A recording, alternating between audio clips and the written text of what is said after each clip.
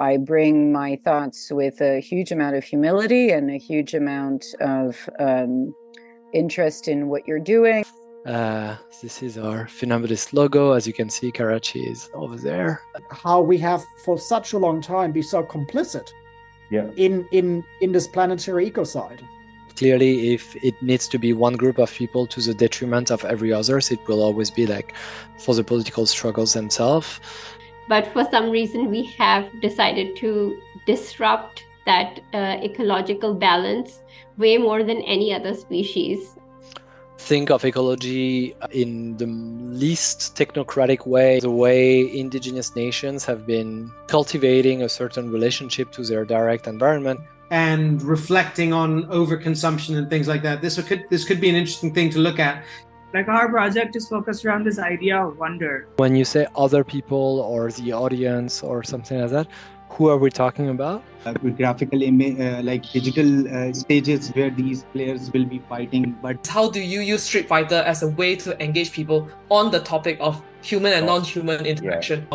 Imagine, for example, if you played the game by holding leaves of a plant, rather than a joystick. We are just talking to them about all the species in the mangroves. Turns out it was a 16-year-old boy who cut the tree away, and it caused a huge nationwide outcry about this vandalism. Like what we do is like guerrilla gardening, or we try to like rescue plants, or write some book, or why do you not just like do a lecture for people to learn about this? There's a thing about artwork which is powerful. It's on an emotional level. We exist in design circles in a sector that has morally disengaged from its climate impact. We've been talking about greenwashing as well as innovation washing. And on top of it, now you have moral disengagement. Where greenwashing comes up a lot in conversation. But we wouldn't be where we are if people hadn't done a bunch of things that they, are not proud of. For me, innovation washing is slightly different. Forms of tax evasion that come into form as R&D departments that have no intention of turning their R&D work into actual work, and they are performative pieces of work. I think we don't have time anymore for that.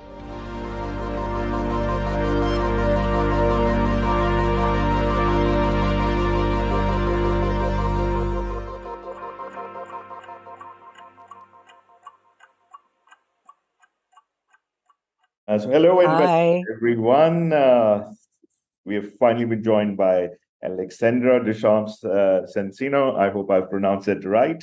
So we're really lucky and honored to have her here. But for her detailed introduction, a rather informal one, we have architect, designer, musician par excellence, Usman, who is also a collaborator. So over to you, Usman. Well, everyone, you have read Alex's bio, so I don't need to list all her very long list of accomplishments. You'll know that she's founded companies, got her design projects in the Museum of Modern Art. She's advised government. She writes books. She's the kind of person who somehow managed to transform an interest that for other people might be a hobby into a project and a platform and a resource for other people. And she also somehow manages to keep in touch with everything that's going on out there, which is why I'm so excited for her to speak to us, because she really has a very broad understanding of the stuff that's happening out there in the world. And just for a taste of that, apart from reading her books, you could even check out her regular Sunday scraps, which is on her blogs, where she tallies the kinds of thing that she's encountered during the week, and there's always something there. There's always a nugget of something that you wouldn't have encountered before. So it's a very useful resource in itself. So with that, I think I'll just turn over to Alex. We can't wait to hear what you're going to talk to us about, and then afterwards, as we discussed, we're going to each of the groups is going to give just a very quick 2-minute introduction to their work, and then have about 5 minutes for each one to hopefully have a discussion with you and get your insight, your perspective, any feedback you can give, any advice or any references, anything at all, really, anything at all would be helpful. And I'm sure they'll have questions for you as well about your work and things you've come across. With that, I turn it over to you. Thank you for joining us. Thank you, Usman. Thank you, Taki, for the introduction. And so it's such a pleasure to be here. I hope you're keeping cool in Pakistan. I'm sure it's extremely warm. It's an interesting time to talk to you about climate work because, in a way, I am a middle-class white woman living in a Western country that has not, I think, yet suffered from the kinds of things that you're suffering from. And so I bring my thoughts with a huge amount of humility and a huge amount of interest in what you're doing, and certainly don't present my thoughts in any way that is a closed perspective, but hopefully open perspectives on the sectors that I've worked in, which is design and technology in the broadest possible sense. I will do a couple of things, which is I'll share some slides, but you're very welcome not to look at them and to take this on as a sort of audio experience because my slides are available online. So if you are less of a visual person and you're more of an audio person, or you have other things to do at the same time, you're welcome to sort of, not engage all of the senses all of the time. I feel like a lot of us are having to do that a lot and perform with all of our bodies in ways that if we were in the same room, we wouldn't have to do in the same way. So just a note on that. So let me just share my screen.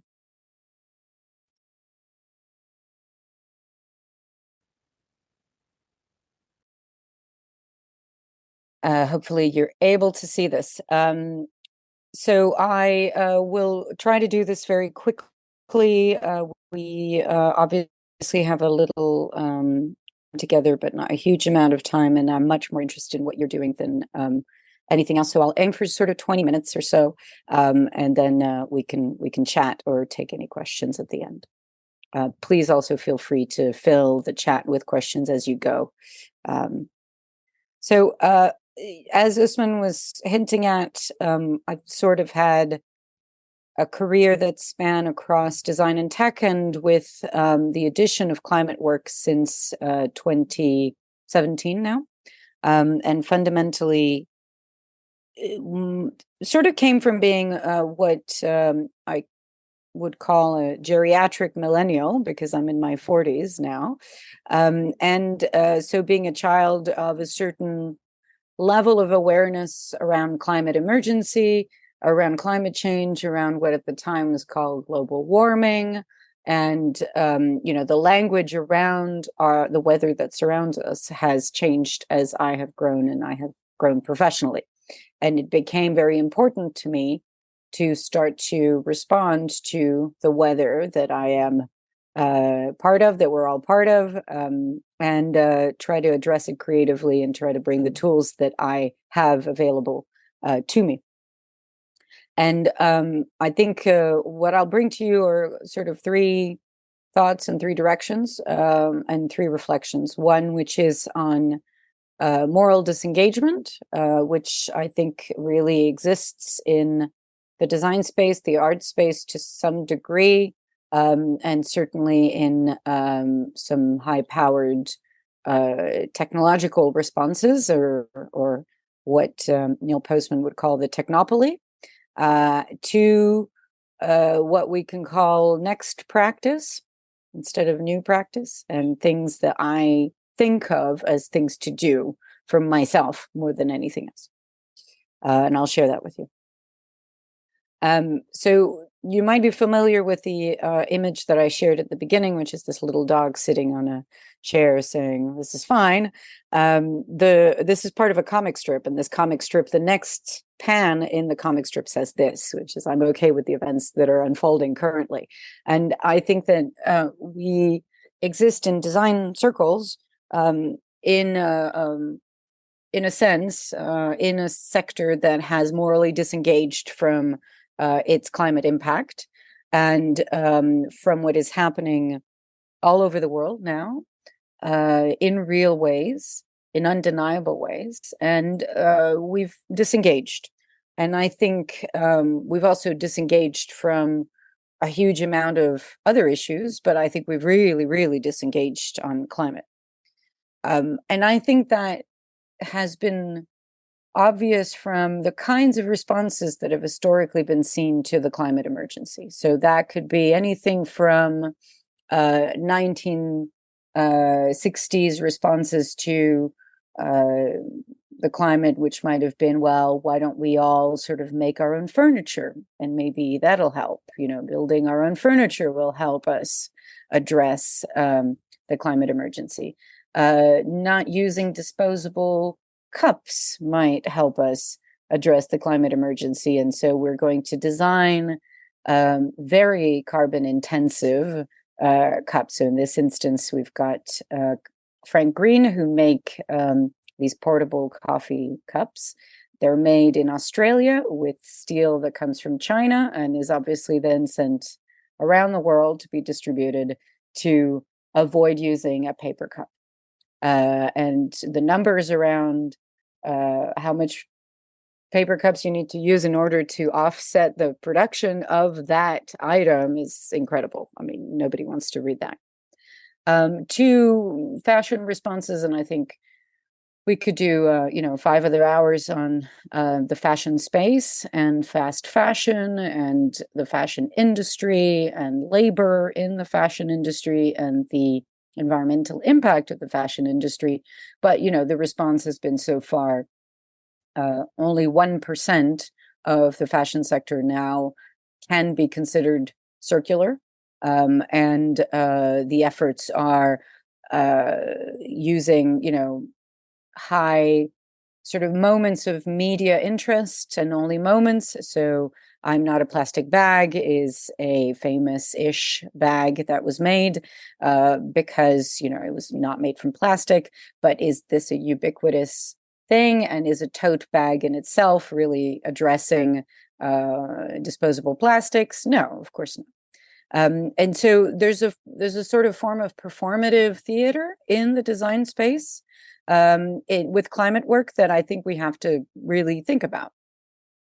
And I use the word moral disengagement because it comes from Albert Bandura's work around this space. And Albert Bandura wrote a book called Moral Disengagement, Why Good People Do Bad Things, which I think is really important. And it's really important to understand what drives us as people and what drives us as creative people to address or not address certain issues.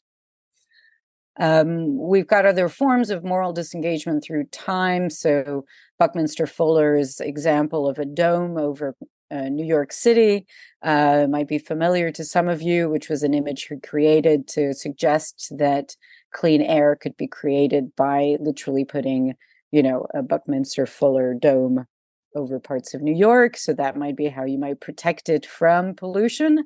To insulation, which in the UK, where I live, is a sort of hot issue, excuse the pun, where some companies were trying to say that really insulation is a communication problem and is a communication challenge. And if we make it happy graphics and good looking, it might convince people to spend upwards of £15,000 to have their home insulated. Obviously, that's not the issue. And so we sort of kid ourselves into thinking that some forms of design work really move the needle when we know that they don't. We know this professionally, but we, take that work on, we take that client on, and we sort of go forward, do a little bit of work, move on to the next client, etc. And then I, think that there are industries that are related to design that are industries that interact with design very strongly. And those are industries that are heavy metal industries, mining, any supply chain considerations, any political structures that exist around those supply chains that we choose and can choose as designers not to interact with. We can choose to just say, but I've just designed a car and I've designed the latest and greatest, most beautiful EV or response without thinking about where actually any of the lithium might come from, any of the batteries might be made, whose economy it's affecting, propping up, whose environment it's affecting, propping up. And that's a form of moral disengagement. In we could do another 5 hours on systemic design and systems design, which is an emerging field in design where there's a sort of desire to address some of these concerns. I think I'm a very extremist in that sense, is I think that more designers ought to get involved in politics, and I would like to see politicians who've studied design and who've studied creativity in the arts, more than I would like to see designers pretend like they have political power and in fact, not make the decisions that are needed at a political level, because there are limits to what we can do. I'll add this, I think, as a last thing, because this is such a downer, right? This is such a negative way of starting a presentation. But I like to kind of give us a sense of, what faces us, really. So we have a desire to transition our economies to energy provision, while at the same time we have power consumption that's estimated to triple in the next decades. And so, we sort of also have to think about what we're displacing and what problems we might have later. You might be, and I certainly have lived in countries where there are quite frequent power cuts, and that's just, part of life. For many economies, that's no longer part of life because people stopped having power cuts some decades ago, and they've sort of forgotten that it's part of life. And so, again, we can design for seamless worlds where there are no problems, or we can start to design for worlds where there will be problems, and we can start to anticipate those problems deeply. And I think, again, we can choose to do that, or we can choose not to do that. And I know an awful lot of designers who choose not to do that.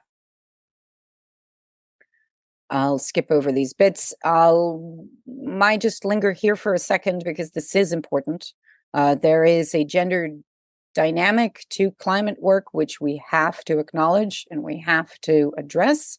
It's been proven that most climate work is done by women in the world, and it's proven that even on a domestic scale, most climate work is done by women. The design sector and the tech sector certainly tend to be more male-oriented. I look at that as an opportunity to redress that balance.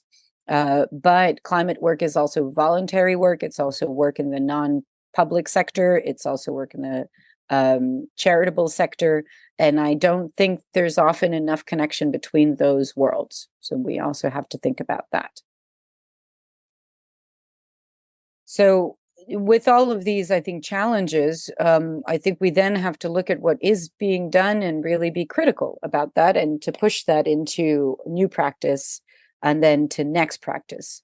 New practice, I think, could be a way of saying innovation that is incremental as opposed to radical. Incremental innovation might look like, and these are examples from work I've done in the past and research I've done in the past in the energy saving space. So all of the items that you see here were at some point designed in the last 20 years to help people save energy at home. Different displays, different ways to show you how much energy you're using in your home life, whether it's, at the same time as the grid is very expensive or not, etc. All of these were startups. All of these were companies. None of them were commercial successes that exist today. But they all looked great. They all sounded fabulous. And they sounded like they might help us address some of the issues that we have. Some of them were more speculative. So the one on the right-hand side I really like, which was, and to a degree, really mimics some of the carbon offsetting schemes that exist today. But this was attached to a tree, and it allowed you to choose something that you might want to offset. And as the tree grew, it sort of measured your offsetting experience. And we all know that offset schemes are a scam 90% of the time. But, these are ways in which historically we've thought of doing innovation work. And I think that we ought to think sort of beyond that. And what beyond that looks like for me, there are examples of this in the past. It's not only examples of this in the future, but it might look like radical communication strategies with everyday citizens, with consumers, with households. That might mean on the left-hand side, we see a tea towel. It was a design for a tea towel in the 1920s that helped you understand connections for standard plugs so that you might be able to learn how to change a plug. This is something that for some of us we've entirely forgotten about because services have become so seamless that you just don't replace the what am I thinking was the word? You don't replace the fuse.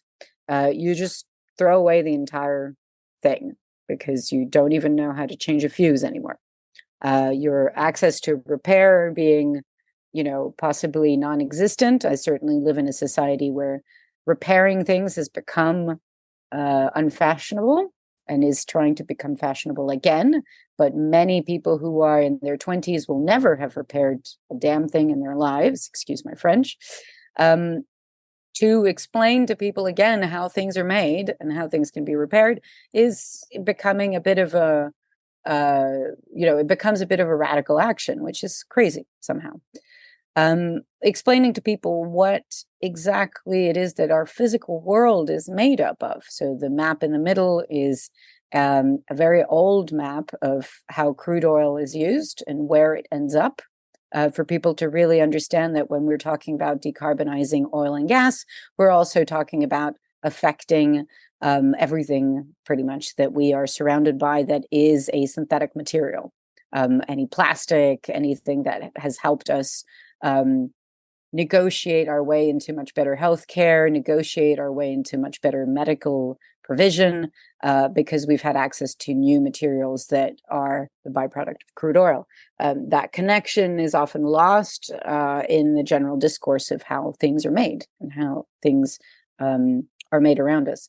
The last example I give here is a book that was written about what happens to every single aspect of a pig. This is an artist, Danish, if I remember correctly, and Pig 05049 is a study, a very detailed study of every single physical item that contains part of that pig, which includes plastics, it includes makeup, it includes all sorts of household items that you and I live with, because the immense byproducts of pigs are extremely useful chemically in all sorts of ways that we, again, have forgotten and are disconnected from. So our relationship to not only the natural world, but animals, I think we can have really detailed, interesting, visual conversations about that. And again, to kind of come back to the idea of politics, and I don't think that we can talk about design without ever mentioning politics. I think it's incredibly important to talk about design and politics in one go, to think about what the political structures are around us. So on the left-hand side, which countries, for example, have decided to ban plastic bags? It's not as many as you'd like, right? But here we are. We are in the world that we are in, which is a political world. And I think ultimately to design and to work in design in climate work is to live with complexity. This is not updated as of this morning, but this is the generation and how the UK is basically powered on any given day. It will be a mixture of different things all the time. And it will be importing and relying on our import partners across the way, even though they might not be, we might have decided for Brexit, we're still importing from our neighbors all the time. And it's living with that complexity, living with the complexity of, and I present this as an example of complexity, but our any design work is complex work, and any desire to simplify is to sacrifice some of that complexity. And I think we always lose something from making that complexity disappear. I'll skip over some of this because we don't have enough time and just end on sort of to-dos. Myself as a practitioner, as someone who studied industrial design and interaction design in the early 2000s and have worked in a variety of different ways throughout. I also work, or I try to work with others as much as humanly possible, and with others that have nothing to do with my own practice in order to learn from them. So I hosted 2 residencies that are virtual residencies under the umbrella term of the Low Carbon Design Institute. I'm in the middle of designing a pop-up space during COP28, so in the UK, not in Dubai, but looking at how we might have an example of what citizens' advice could look like for climate change. And, you know, if you were to walk into an administrative space that felt like it was a space that your local council could run, and it was there to provide you with citizens' advice on what to do in the climate emergency, what would that space look like? What would that space feel like? What kind of information could you have access to? What kind of leaflets could you pick up? What kind of furniture is there for you to sit on? What kind of activities take place in that space? And so I'm sort of exploring in ways that are tangible, but also about information design, about information access, and about, you know, audiences and different kinds of audiences. For any business and any organization, I think climate literacy is important, and there are different forms of climate literacy training available. Julie's Bicycle is one that's quite well known in the UK, as is the Carbon Literacy Project. These are organizations that will come in and train people to become trainers. So they won't do the training themselves, but they'll train the trainers. Creative Green Tools is a survey of tools that are available to the creative sector to try to lower the carbon footprint of their work. Julie's Bicycle has done a lot around theater making, for example. So every time you build up a new set for a play, every time you build an exhibition, for example, these are very wasteful experiences. And so giving guidance there. I also think something that I try to think about is exemplified by the work of Dr. Pierce Gordon, who's based between Zimbabwe and the US, who talks really powerfully about the power that design has and the power that design takes away once a design activity is done. So a lot of the designer's work will tend to be structured in time. You know, a designer comes in, does a piece of work, and then leaves. And Dr. Pierce Gordon explores what happens when you leave, and to be aware of that, and to actually design for that end in a way, and also to be aware of what the repercussions are of that end. This is a innovation framework for thinking about design, and I think this is also a really interesting thing to do, is to think about what are the other systems that have an interaction with the design work that you're doing. I try to think of that very deeply, and we've got everything from material components to socio-technical systems, but again, political systems come into play, economic systems come into play, and more disaster management comes into play, and risk and resilience, and areas that technically are not really covered by the average design curriculum, but are covered by economic and political and philosophical departments. So they exist, these tools exist, they just exist with other kinds of practitioners. And I think designers have to interact more and more with these practitioners. Risk and resilience training is usually offered in an economics degree. It's not offered in a design degree. But so there are areas that we can learn from. And I think we have to be curious and lean towards those areas. And of course, turn what I think is just a plethora of information about what's going on and into actual knowledge. So the QR code here, which again will be on the slides I'll share, is a Amazon wish list. I don't use Amazon to buy my books. I use Amazon to collect a wish list. And it's a wish list full of books about the climate emergency for creative people. And I think there's everything from economics-led climate books to creative and design-led climate books. And I think we can all do with a deep dive once in a while. In the UK, the average number of books that are read every year is 10. And I think we ought to have at least one of those books about the climate emergency at any given year and a different perspective. I think that would be a good thing.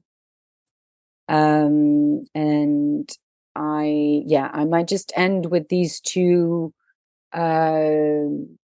thoughts. One from a poet, Billy Collins. If you don't know poetry or don't read poetry, he's probably one of the better openers, and poetryfoundation.org has his poems as audio files, which sometimes is kind of a nicer way to get into poetry. But Billy Collins has a poem which says even this morning would be an improvement on the present, which is part of a poem called Nostalgia.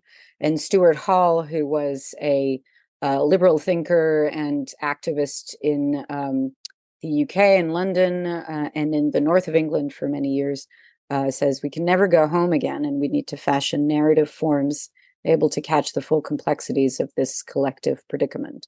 And these two things are really about the fact that the past isn't a place for us to find solace. We can't say great things, it used to be great in the past. We have to deal with what we have now, and we have to try to anticipate the future. And I think as designers, it's very easy to get wrapped up in trying to find sources in the past that might help us. But I also think we have to have the imagination to present the world with solutions that we have, haven't quite gotten to yet. That's it. That's from me, very humbly again. Thank you very much, Alex. I think this was fantastic, and it's a great overview for all our participants. Alex, it's a fantastic overview of what you've been doing. And interestingly, you've been talking about greenwashing as well as innovation washing. And on top of it, now you have moral disengagement. So where does this innovation washing and greenwashing come into play, especially in the context of environment? I mean, I think it's really interesting. I'm in the middle of a project with a client where greenwashing comes up a lot in conversation because, in a way,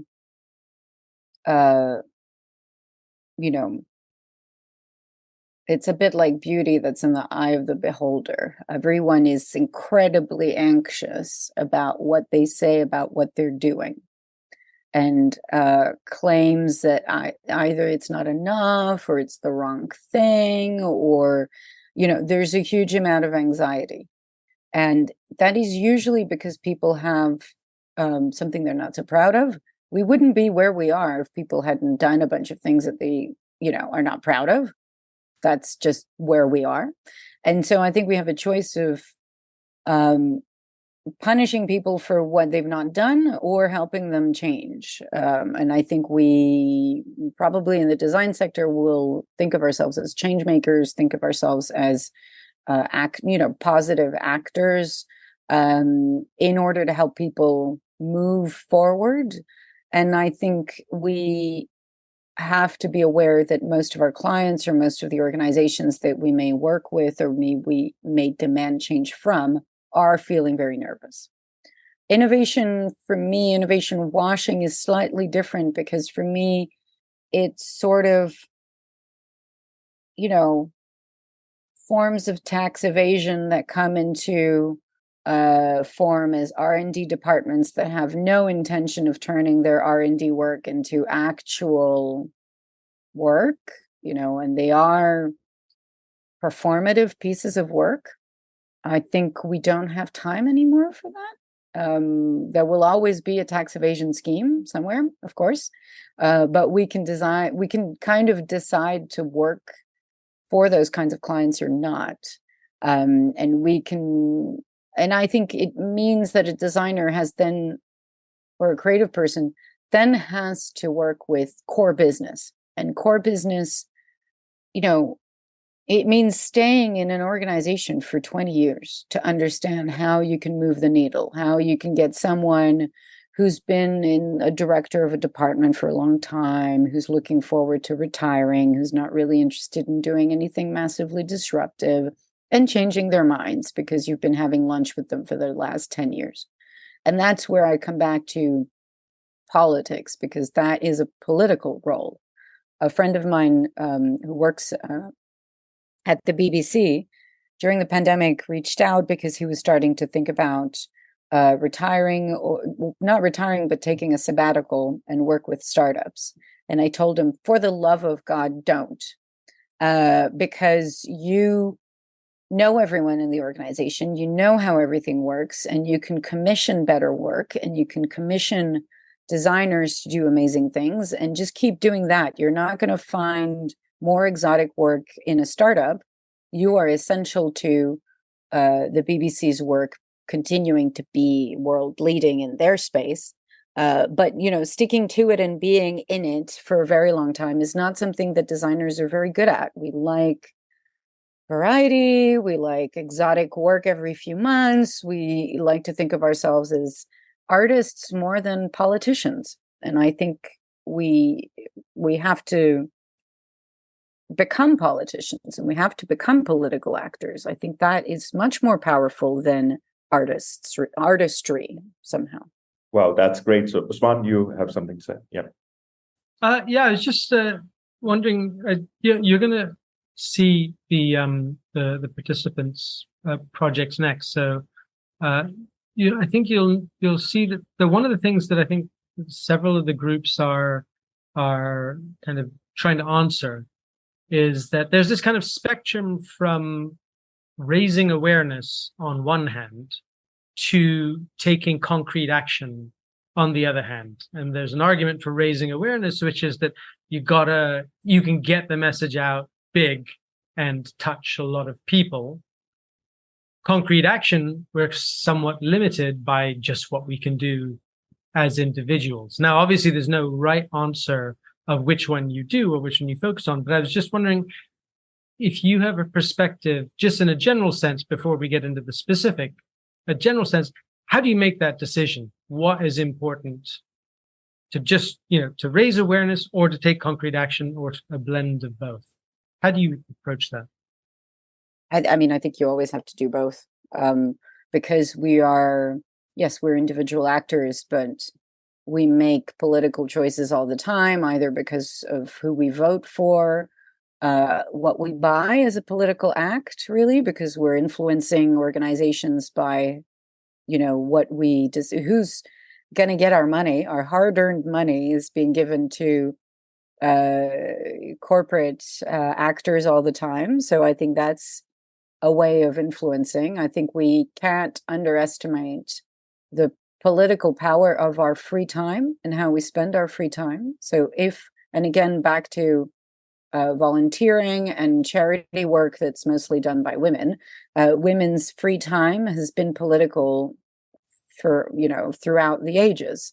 And so to decide that our design work is also part of a set of tools that we can offer people who are not paying us, because we decide to volunteer for a local food bank, or we decide to volunteer for a local, climate resilience project, or we decide to learn a little bit about architecture, even if we're not an architect, by helping someone build a home.